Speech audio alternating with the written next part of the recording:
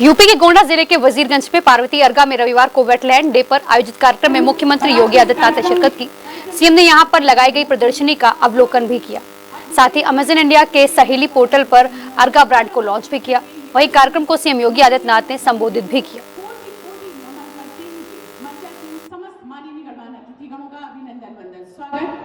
करते हुए आप सभी दर्शकों का, सभी जनपद वासियों का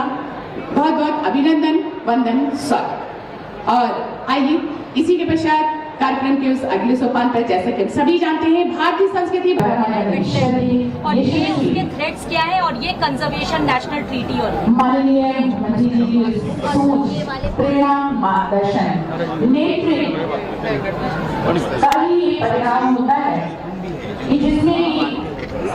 जलकुंभी संदेश थोड़ा ये धागा एकदम सभी कार्यक्रम एक नई तरह प्रेरित कर पाते हैं। ये बातें हैं और सभी के अंदर की उस छिपी प्रतिभाओं को पूरी तरह से हौसला देना, सराहना।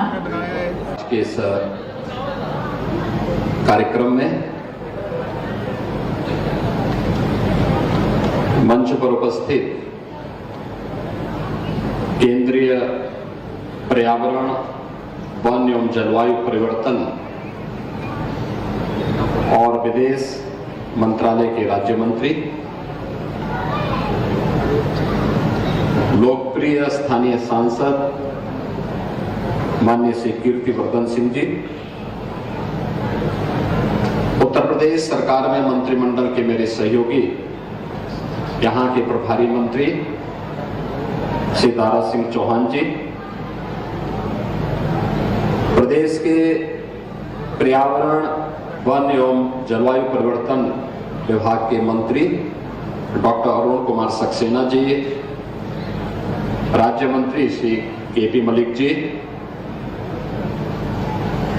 माननीय विधायकगण श्री रमापति शास्त्री जी, प्रेम नारायण पांडे जी, पावन सिंह जी, अजय कुमार सिंह जी, विनय कुमार द्विवेदी जी, प्रभात वर्मा जी, प्रतीक भूषण सिंह जी, मंजू सिंह जी, जिला पंचायत अध्यक्ष श्री घनश्याम मिश्रा जी, भारतीय जनता पार्टी के अध्यक्ष श्री अमर किशोर कश्यप जी, डीजी फॉरेस्ट श्री सुशील कुमार अवस्थी जी, प्रमुख सचिव उत्तर प्रदेश शासन श्री अनिल कुमार जी, और आज के इस कार्यक्रम में उपस्थित केंद्र और राज्य सरकार के सभी अधिकारीगण, इको टूरिज्म के क्षेत्र में रुचि रखने वाले सभी अन्य उपस्थित विशेषज्ञगण और बहनों और भाइयों, आज का दिन जनपद गोंडा के लिए बहुत महत्वपूर्ण दिन है, जब यहां की एक प्राकृतिक झील को एक अंतर्राष्ट्रीय मान्यता प्राप्त कराने के उद्देश्य से वर्ल्ड वेटलैंड्स डे के अवसर पर यह कार्यक्रम यहां आयोजित है। अर्गा और पार्वती नाम की दो प्राकृतिक झील, यह वास्तव में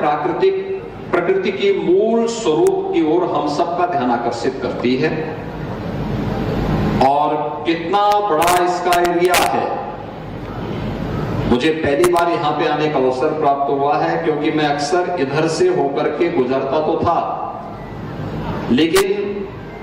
मुझे लगता है कि भारत की उस विरासत की प्रतीक है जो यहां पे घाघरा और सरयू नदी के कारण सैकड़ों वर्ष पहले जो एक प्राकृतिक झील बनी,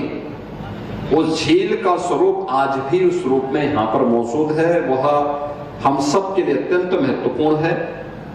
और इस कार्यक्रम को यहां पर आयोजित करने के लिए मैं आदरणीय प्रधानमंत्री जी का, केंद्रीय पर्यावरण और वन मंत्री के रूप में यहाँ के लोकप्रिय सांसद को हृदय से धन्यवाद देता हूं कि उन्होंने इस कार्यक्रम को यहाँ पर आयोजित करके उसको एक मान्यता प्रदान करने का काम किया है।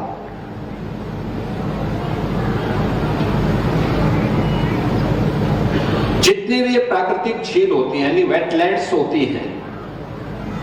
यह हमारे पारिस्थितिकी तंत्र का एक महत्वपूर्ण केंद्र होता है। यह भूजल संरक्षण के लिए, सिंचाई और पेयजल की उपलब्धता, बाढ़ और सूखे पर नियंत्रण, कार्बन भंडारण और जलीय पारिस्थितिकी तंत्र पर निर्भर वनस्पतियों, वन्य प्राणियों और प्रवासी और स्थानीय पक्षियों के संरक्षण के साथ साथ भोजन, औषधि और आजीविका के व आय के संसाधन उपलब्ध करवाने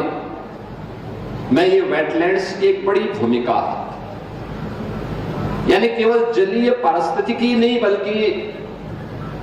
जीव और जंतु की पारिस्थितिकी इस वेटलैंड्स पर निर्भर करती है। यह प्रकृति के मूल स्वरूप को हम सबको अपनी ओर आकर्षित करने का और उसकी ओर ध्यान आकर्षित करने का एक माध्यम भी बनती है। और इसीलिए इस मूल स्वरूप के बारे में ही अथर्ववेद ने कहा, माता भूमि पुत्रोहम पृथिव्या, कि धरती हमारी माता है क्योंकि हमें जीने के लिए उस प्रकार की पारिस्थितिकी तंत्र को विकसित करने में मदद करती है और हम सब इसके पुत्र हैं। तो एक पुत्र के रूप में हमारा दायित्व क्या है? एक पुत्र का दायित्व होता है अपनी मां का संरक्षण करें, उसकी सुरक्षा करें और उस दिशा में एक बेहतर प्रयास करें। अक्सर होता है कि इस प्रकार की जो भी साइट होती है उस वह अतिक्रमण की चपेट में आती है।